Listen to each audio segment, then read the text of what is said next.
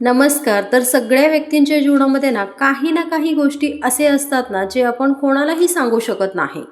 आपण त्या गोष्टी ना मनामध्येच ठेवत असतो आणि ज्यावेळेस त्या गोष्टी आपण मनामध्ये ठेवत असतो ना, तर आपलं मन खूप जड होत असतं आणि आपल्याला असं वाटतं ना, नाही या गोष्टी कोणाला तरी सांगून ना आपलं मन हलकं करून घ्यायचं आहे.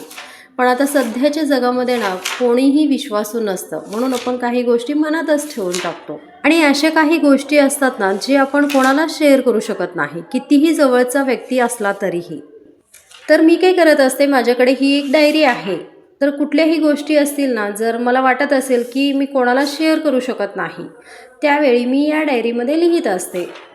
आनंदाची गोष्टी असतील किंवा दुःखाची गोष्टी असतील, तर याच्यामध्ये मी नोट करत असते. आणि याच्यामध्ये ज्यावेळेस मी लिहित असते ना, मला असं वाटतं की मी कोणाला तरी शेअर केलेली आहे आणि माझं मन ना एकदम हलकं होऊन जातं. तर प्रत्येक गोष्ट आपण ज्यावेळेस लोकांसमोर शेअर करत असतो ना, तर त्यावेळेस आपण एक उघडं पुस्तक बनून राहत असतो, ज्याची लोक कधीच किंमत करत नसतात. तर कधीही उघडं पुस्तक बनून राहू नका, तर एक बंद पुस्तक म्हणून राहा. कारण या पुस्तकामध्ये काय आहे हे जाणून घेण्याची ना लोकांची उत्सुकता वाढत असते. बरोबर ना?